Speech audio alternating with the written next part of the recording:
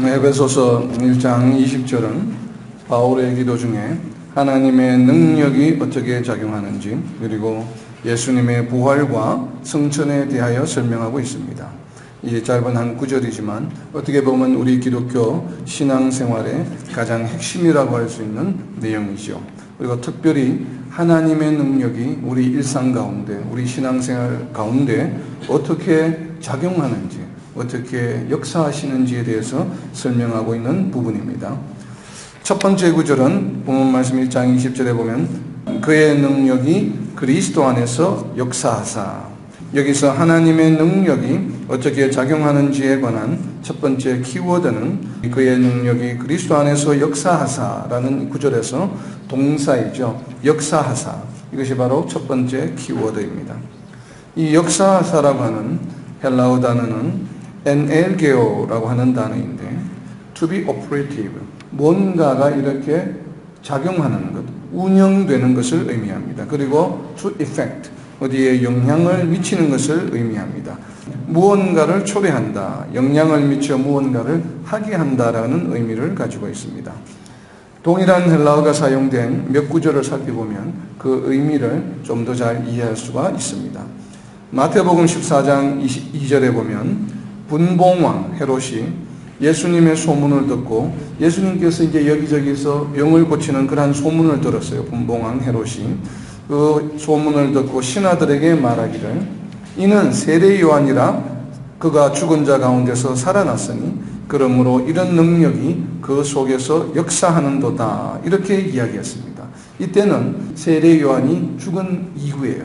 다시 살아나서 지금 예수님께 현현했다. 그래서 그 능력이, 이러한 능력이, 병을 고치는 능력이 예수님 속에서 역사한다라고 이렇게 표현하고 있습니다. 바로 이 문장에서 이런 능력이 그 속에서 역사하는도다 할 때 바로 이 역사한다라고 하는 단어가 에베소서 1장 20절에 있는 역사하사라고 하는 단어와 동일한 단어입니다. 이와는 다른 내용으로 사용 용도를 살펴보면 예수님 안에 있는 능력이 있어서 그 능력이 병을 고치게 한다는 의미이죠. 병 고치는 능력이 예수님 안에 있어서 그 능력이 예수님으로 하여금 병을 고치게 한다라고 하는 의미입니다. 이와 조금 다른 내용이지만 또 다른 성경 구절을 보면 로마서 7장 5절입니다. 로마서 7장 5절에 보면 죄의 정욕이 우리 지체 중에 역사하여, 조금 전에 본 마태복음의 예는 예수님 속에서 능력이 역사해서 병을 고치는 이런 어떤 구속 사역을 의미하고, 지금 로마서 7장 5절에는 죄의 정욕이 우리 지체 중에 있어서 역사해서 우리가 죄를 짓게 되는, 그러니까 죄를 짓게 되는 그 원리에 대해서 설명을 하고 있습니다. 그래서 우리가 죄를 짓는 것이 아니라 우리 안에 있는 뭐예요? 죄의 정욕이 우리로 하여금 죄를 짓게 한다라고 하는, 여기에 로마서 7장 5절에 있는 역사하여라고 하는 이 단어가 에베소서 1장 20절에 있는 바로 엔엘게오라고 하는 동일한 단어입니다. 우리 안에 어떤 존재에 의해서 우리의 행동이 영향을 받는 것을 의미합니다. 이상과 같이 역사한다는 단어는 물론 그 행위를 하는 본인이 어떤 특정한 행위를 하기도 합니다만, 신약에서 21번 사용되고 있는데 그 21번 사용하고 있는 구절들을 쭉 살펴보면 대부분이 다른 행동에 영향을 끼친다는 의미로 주로 사용되고 있습니다. 오늘 본문 1장 20절의 두 번째 키워드는 바로 이렇게 역사하사라는 그 이후에 두 번째 키워드는 무엇인가 하면 바로 안에서, 역사하기는 역사하는데 그럼 어디에서 역사하시는가 라고 하는 것에 대한 키워드입니다. 바로 안에서. 헬라어로 N이라고 하는 단어인데 이것은 장소적으로 어디 안에서 어떤 제한적인 범위를 이야기합니다. 그리고 더불어서 with, 무엇과 함께라고 하는 의미를 가지고 있습니다. 결국 이 in과 with라고 하는 의미를 합치게 되면 누구 안에서 역사하시는데, 그것이 뭐예요? 그 능력이 혼자서 자동적으로 자기가 역사하는 것이 아니라 어딘가의 안에서 역사하는데 누구와 함께 역사한다는 것이에요. 그래서 누구로, 다른 존재로 하여금 일을 하게 만든다라고 하는 것에 어떤 전치사라서 바로 이 N이라고 하는, 안에서라고 하는 전치사가 사용되고 있습니다. 오늘 본문에서는 누구 안에서라고 되어 있습니까? 바로 그리스도 안에서, 예수님 안에서 역사하시는 것입니다. 즉 예수님이 하시는 일은 예수님이 하시는 것이 아니라 예수님 안에 계시는 하나님의 능력이 일하시는 것이죠. 이는 예수님께서 요한복음 14장 10절에서도 친히 설명해 주셨습니다. 요한복음 14장 10절 말씀해 보면 내가 아버지 안에 거하고 아버지는 내 안에 계신 것을 네가 믿지 아니하느냐?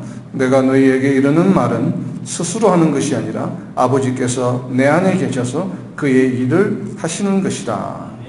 능력이 그리스도 안에서 역사하신다는 것은 바로 하나님께서 그리스도 안에 계셔서 그의 일을 하신다라고 예수님께서 설명하십니다. 예수님이 이 땅에 오셔서 공생의 3년 반 동안 하신 모든 일들이 예수님이 하신 일이 아니라고 하는 것이죠. 누가 하셨어요? 예수님 안에 계시는 하나님께서 누구의 일을요? 예수님의 일이 아니라 그의 일, 하나님의 일을 하셨다. 그럼 결국은 예수님께서 공생의 기간 중에 하신 모든 일은 누구의 일이에요? 하나님의 일이라고 하는 것이에요. 근데 그 하나님의 일을 예수님으로 하여금 함께 하신 분은 누구시라고요? 예수님 안에 있는 하나님이시다. 하나님이 내 안에 계셔서. 그리고 오늘 본문 1장 20절 말씀에 보면 바로 하나님의 능력이 그리스도 안에서 이와 같은 동일한 얘기죠. 그래서 하나님의 능력이 그리스도 안에서 하나님이 예수님 안에서 이런 뜻이죠. 이것은 예수님조차도 예수님이 하신 하나님의 일들이 누구에 의해서요? 하나님에 의해서 하셨다라고 하는 이야기예요. 그렇다면 성도들이 하는 일은 어떻겠습니까? 물론 성도들이 하는 일들 가운데는 세상적인 일도 있고 하나님에 관한 일도 있는데 특별히 하나님에 관한 일을 할 때 사역을 한다든지 교회에서 봉사를 한다든지 여러 가지 이제 복음 전교를 한다든지 하나님의 일과 관련된 일을 할 때 그 일을 하시는 분은 우리 자신이에요? 누구예요? 아버지 하나님이죠. 우리 예수님께 적용한 것처럼 우리에게도 동일하게 적용할 수가 있습니다.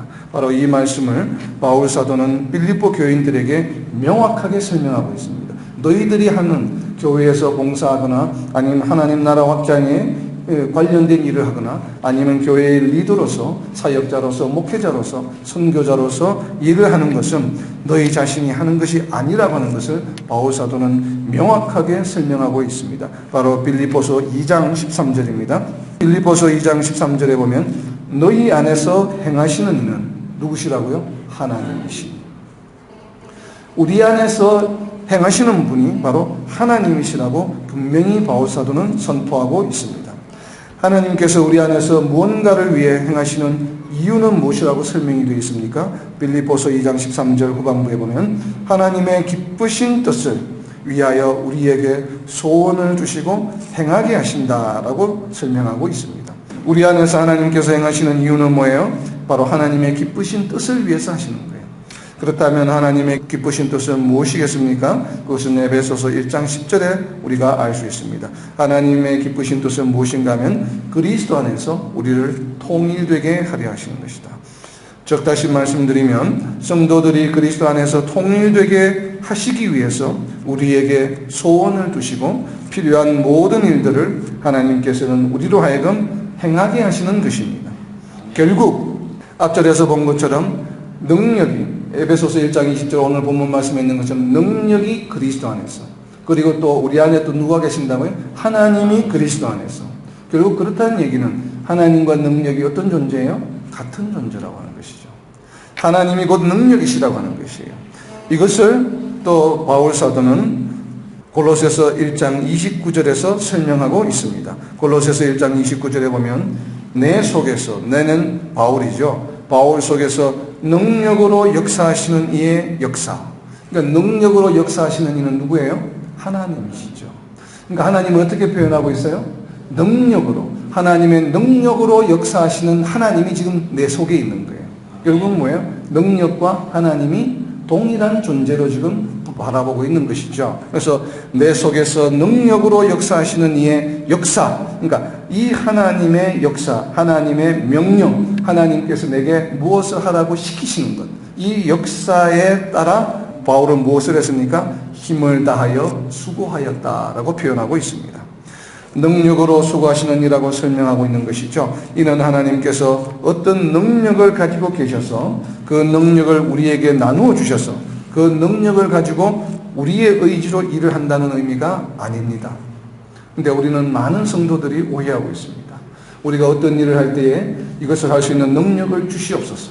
그리고 이 능력을 가지고 누가 일을 해요? 우리가 일하는 것처럼 우리가 기도하고 또 그렇게 일을 하려고 하고 있습니다. 이것은 그 어떠한 하나님에 관련된 일을 하는 데 있어서 주체가 누가 되는 것이에요? 내가 되는 것이고, 하나님의 능력은 무엇이 됩니까? 보조하는 수단이 되어버리죠. 그래서 결국은 우리가 교회 내에서 아니면 사역을 할 때에 아니면 복음 전거를 할 때에 우리가 정말 조심해야 되는 부분입니다. 우리가 하나님으로부터 능력을 받아서 우리가 어떤 일을 행하여 나가는 것이 아니죠. 하나님께서는 어떤 능력을 가지고 계셔서 우리에게 나누어 주시는 것이 아닙니다. 하나님께서 직접 우리로 하여금 일을 하게 하시는 것입니다. 그래서 바울은 자신이 열심으로 선교 사역을 주도하는 것이 아니라 하나님의 열심으로 하였다고 고린도후서 11장 2절에서 고백하고 있습니다. 고린도 11장 2절에 보면 내가 하나님의 열심으로 너희를 위하여 열심을 내노니, 우리 안에 계시는 하나님께서 하나님의 능력으로 역사하셔서 우리로 하여금 무언가를 하게 하시는데 거기에 순종하며 나아가며 일을 하는데 또한 우리가 열심히 해야 되겠죠. 그러나 이렇게 열심히 하는 것, 그 열심조차도 뭐예요? 그것이 나의 의지나 나의 노력으로 하는 것이 아니라 누구의 열심으로요? 하나님의 열심으로 내가 열심을 내어서 하나님의 역사하심에 내가 순종하며 그 선교 사역을 잘 감당했다라고 이렇게 바울 사도는 고백하고 있습니다. 그렇기 때문에 오늘 에베소서 1장 20절의 영어 버전에 보면 NIV 버전에서도 이것을 명확하게 누가 누구에게 무엇을 시키는지를 영어로 표현하고 있는데, 에베소서 1장 20절에 보면 His mighty strength which He exerted in Christ. 하나님께서, He는 하나님이죠. 하나님께서 그의 전능하신 힘을 어디요? 그리스도 안에서 행하게 하신다라고 번역하고 있습니다. 그래서 예수님 안에 하나님의 능력이 계셔서 바로 하나님의 능력이 예수님으로 하여금 하나님의 일을 수행하게 하셨다라고 표현하고 있죠. 이것을 다르게 표현하면 우리는 전적으로 하나님의 역사에 오로지 순종하는 것입니다. 우리의 주체가 되는 것이 아니죠. 이렇게 일을 할 때는 누가 주체가 됩니까? 하나님의 능력. 하나님이 주체가 되시고 그 시키시는 대로 따라가면서 하는 우리는 하나님의 일을 하는데 무엇으로 사용됩니까? 바로 도구로 사용되는 것이죠. 이것이 올바른 방법이에요. 그래서 우리는 전적으로 하나님 역사에 순종하는 것입니다. 그래서 조금 전에 살펴본 골로새서 1장 29절에서 하나님의 역사를 따라 힘을 다하여 수고한다라고 고백하고 있는 것입니다. 이것은 다르게 표현하면 자신이 행한 사역에 대해서 하나님께 어떻게 해요? 영광을 돌리는 것이에요. 왜? 내가 주체가 되고 하나님의 능력이 보조가 되어서 일을 한 것이 아니고 하나님이 주체가 되어서 하나님이 모든 일을 인도하시며 이끌어 가시며 오직 그것이 우리 육신의 눈으로 보여지는 그러한 어떠한 것을 행위를 하는 것은 우리가 순종해서 우리가 했다.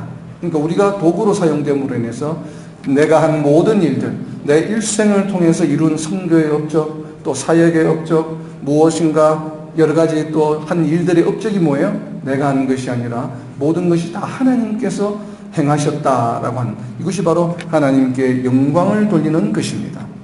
이렇게 하나님께서 무언가를 하나님의 능력으로 하시면서 하나님의 일을 하시면서 우리로 하여금 너는 이렇게 그리고 열심을 내서 해. 열심을 하나님께서 계속 열심을 내시면서 그 열심에 따라서 이렇게 그 일을 시키는 대로 행하다 보니까 하나님께서는 그러한 하나님의 백성을 무엇이라고 불렀습니까? 이사야서 42장 1절에 보면 이스라엘 민족을 나의 종이다 라고 부르신 거예요. 그렇기 때문에 나의 종인 거예요. 왜요? 종은 주인이 시키는 대로, 역사하는 대로 가는 것뿐이에요. 주인이 시키는데 나의 생각과 나의 의견을 내고 아니면 주인이 시키는 것과 다르게 아니면 주인이 시키는 것에 내가 응용해서 더 무언가를 한다? 그것은 종의 모습이 아니죠. 그래서 하나님께서 선택하신 이스라엘 백성을 나의 종이다 라고 표현했어요. 이것을 신약적인 표현으로 헬라어로는 둘로스라고 번역이 되고 있죠. 그 둘로스는 뭐예요? 노예란 뜻이에요. 자기 생각과 의지가 없다는 것이에요. 오직 주인이 시키시는 대로 그것을 그대로 수행하는 거예요. 100% 완벽하게 온전하게 수행하는 것이 바로 둘로스의 개념입니다. 그것이 히브리어로 나의 종이라고 번역이 되고 있는 단어예요. 그래, 이렇게 할 때 하나님께서는 또한 우리를 어떻게 불러요? 나의 종이다라고 부르시는 것입니다. 둘로스의 의미는 바로 이렇게 내 속에서 역사하시는 하나님의 능력에 종노릇하는 것을 의미합니다. 이를 로마서에서는 다르게 표현하고 있는데, 로마서 8장 16절에서는 하나님의 능력과 하나님의 역사를 무엇이라고 표현하고 있냐면 성령이라고 표현합니다. 성령이 친히 우리의 영과 더불어 우리가 하나님의 자녀인 것을 증언하는 것. 여기 주체는 누구예요? 성령이시죠. 그럼 성령의 인도하심을 받아서 거기에 쫓아가서 그냥 행동으로 종처럼 우리가 나타내는 것은 누구예요? 나의 영이에요. 그래서 하나님의 성령이 주인이 되시고 나의 영이 둘로스, 종이 되어서 함께하는 것이 바로 뭐예요? 그렇게 함으로써 우리가 하나님의 자녀인 것을 증언하는 것이 바로 성도의 삶입니다. 성령께서 주도하시고 우리의 영은 순종하는 것입니다. 순종하는 것을 바울은 고린도후서 11장 모습이나 우리 골로새서 1장 29절에 보면 바울은 힘써 수고한다라고 표현하고 있습니다. 이 힘써 수고한다는 표현은 주인으로서 힘써 수고하는 것이 아니에요. 종으로서 하나님의 역사하심에 내가 최선을 다해서 시키시는 대로 그것을 이루려고 힘써 수고하는 것이에요. 나의 의지나 노력을 가지고 나의 계획을 가지고 뭔가를 내가 만들어가기 위해서 힘써 수고하는 것이 아닙니다. 우리는 이것을 굉장히 많이 오해하고 있습니다.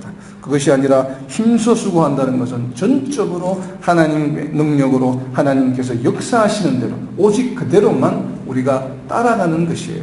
순종에 바로 힘써 수고하는 것입니다.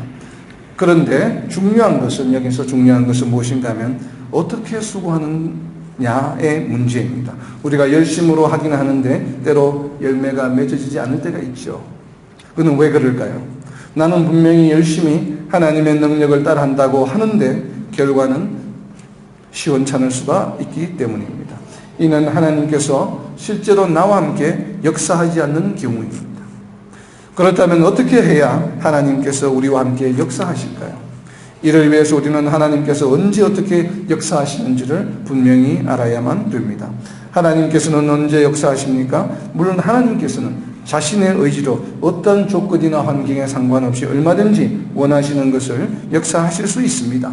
그렇지만 특별히 갈라디아서 3장 5절에 보면 하나님께서 역사하시는 데 필요한 조건을 설명해 주고 있습니다. 때문에 우리는 이 조건만 만족시키면 하나님께서는 반드시 우리와 함께 역사하신다는 것을 우리는 알 수가 있습니다. 바울이 복음을 갈라디아 성도들에게 전한 뒤에 얼마 되지 않아서 할례가 문제가 되었습니다. 이때 이에 대해서 설명하는 가운데 하신 말씀이 바로 갈라디아서 3장 5절의 말씀입니다. 너희에게 성령을 주시고 너희 가운데서 능력을 행하시는 이의 일이 율법의 행위였으냐 아니면 혹은 듣고 믿음했으냐. 그러니까 하나님께서 우리에게 성령을 주시고 우리 가운데 그 성령의 능력으로 인해서 하나님의 일을 우리로 하여금 행하게 하시는데 그것이 바로 뭐예요? 너희들이 율법의 행위로서 율법을 잘 지킴으로써 하나님께서 너희로 하여금 그 일을 행하게 하시는 것이냐 아니면 예수님께서 하시는 말씀을 듣고 믿음이냐라고 질문하고 있습니다. 듣고 믿음으로 하나님께서 행하시고자 하는 일을 우리로 하여금 행하게 하신다는 것입니다. 율법을 잘 지켜서 능력을 행하시는 것이 아니라 믿음으로 하나님의 능력은 우리 안에서 역사하신다는 것을 알 수 있습니다. 그런데 이 믿음은 또한 어떠한 믿음이에요? 믿음에는 두 가지 종류의 믿음이 있죠. 살아있는 믿음과 죽어있는 믿음. 입으로만 하는 립서비스하는 믿음이 있습니다. 그러나 우리가 정말 생활 속에서 실천하는 살아있는 믿음이 있음을 히브리서와 야고보서 기자는 설명하고 있습니다. 여기서 말하는 믿음이라고 하는 것은 어떤 믿음이겠어요? 하나님이 역사하시는 믿음은 갈라디아서 5장 6절에 보면 그리스도 예수 안에서는 할례나 무할례나 효력이 없으되 무슨 믿음이요? 사랑으로서 역사하는 믿음뿐입니다. 분명히 바울 사도는 정의하고 있습니다. 어떤 믿음이에요? 사랑으로서 역사하는 믿음이 있을 때 하나님께서 우리 안에 계시는 성령께서 우리 안에 계시는 하나님의 능력이 우리로 하여금 하나님의 일을 하게 하는데 그렇게 열심으로 수고하며 할 때에 우리의 자세는 어때야 돼요? 사랑으로 역사하는 믿음이 있어야 합니다. 그것이 없다면 하나님께서 역사하지 않습니다. 이 믿음은 단순한 믿음이 아니라 사랑으로 드러나는 믿음을 의미합니다. 그래서 NIV 성경에 보면 이렇게 번역하고 있습니다. 갈라디아서 5장 6절을 보면 faith expressing itself through love 이렇게 되어 있어요. 사랑을 통해서 이 믿음이 표현되는 바로 그러한 믿음이라고 이야기하고 있습니다. 그리스도 안에서 믿음을 말할 때에는 반드시 사랑을 동반하는 믿음을 말합니다. 믿음이 있다고 한다면 우리는 반드시 사랑을 실천하여야만 하는 것입니다. 사랑을 실천할 때 하나님께서도 역사하시는 것입니다. 예수님께서 이 땅에 오셔서 그 힘든 십자가의 고난의 길을 왜 가셨습니까? 왜 채찍과 조롱을 참으셨습니까? 우리에 대한 사랑이 있기 때문이셨죠. 예수님의 우리에 대한 사랑이 있으셨기 때문에 하나님께서 예수님을 통해서 예수님 안에 있는 하나님의 능력이 바로 역사하셔서 예수님으로 하여금 그 일을 순종하게 하신 것입니다. 여기서 중요한 것은 또 무엇에 대한 믿음입니까? 믿음은 사랑으로서 이루어지는 믿음인데 이 믿음의 대상은 무엇입니까? 말씀해 보면 듣고 믿음으로 라고 되어 있습니다. 우리는 무엇을 듣고 무엇을 믿는 것일까요? 데살로니가전서 2장 13절에 보면 말씀이 또한 너희 믿는 자 가운데서 역사하시느니라. 아까 우리 가운데서 역사하시는 것이 무엇이라고 했어요? 하나님 그리고 능력이라고 이야기했죠. 그런데 또 데살로니가전서에서 무엇이야? 말씀. 그럼 결국 뭐예요? 하나님이 말씀이요 능력이 말씀이라고 하는 것이에요. 그래서 말씀이 뭐예요? 능력이라고 이야기하는 것입니다. 그래서 우리가 믿어야 할 대상은 사랑을 실천하며 믿어야 할 대상은 뭐예요? 바로 하나님이지만 또 예수님이지만 또 다른 표현은 뭐예요? 말씀이다. 그래서 성경을 읽을 때나 또 우리가 설교를 들을 때 자세가 또한 대단히 중요함을 설명하고 있는 구절이 바로 또한 이 데살로니가전서 2장 13절 말씀입니다. 이 말씀을 사람의 말로 받지 않고 하나님의 말씀으로 받아라 라고 되어 있습니다. 우리가 성경을 읽거나 설교 말씀을 들을 때에 들리는 말씀과 읽는 말씀을 무엇으로 받아야 한다고요? 하나님의 말씀으로 받아야 해요. 사람의 말씀으로 받으면 안 됩니다. 그러면 내가 지금 말씀을 읽을 때나 말씀을 들을 때 이것을 사람의 말씀으로 듣는지 아니면 하나님의 말씀으로 듣는지를 우리는 알 수 있습니다. 금방. 말씀을 들으면서 말씀이 왜 이렇지? 말씀이 은혜가 안 되네? 이건 여러분 하나님의 말씀을 받고 있는 것이 아니에요. 명확합니다. 이미 말씀을 사람의 말로 받고 있다는 증거예요. 우리가 그런 걸 느낄 때는 당장 어떻게 해야 됩니까? 즉시로 돌아와야 합니다. 하나님의 말씀을 받게 되면 모든 것이 다 은혜요. 하나님의 말씀 그 자체가 은혜예요. 은혜.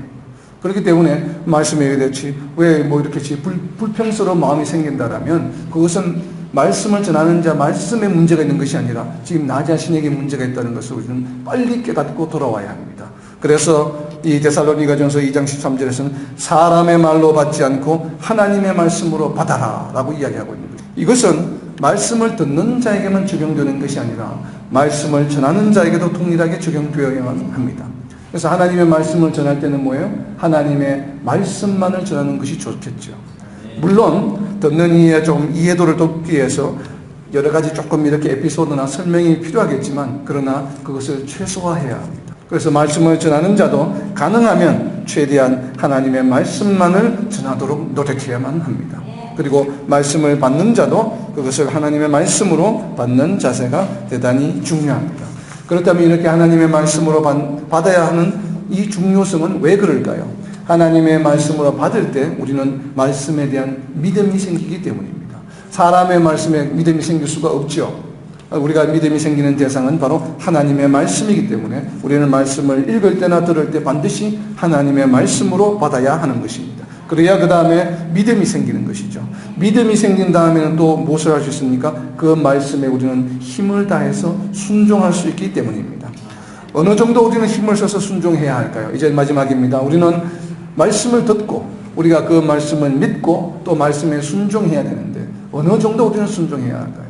우리가 말씀을 듣고 믿고 또 순종하죠. 하다가 조금 순종하다 보면 포기할 때가 있고 시들시들해질 때가 있습니다. 과연 우리는 어느 정도로 순종하여야 할까요? 예수님께서는 몸소 모범을 보여주셨습니다. 우리는 예수님의 순종을 본받아야 합니다.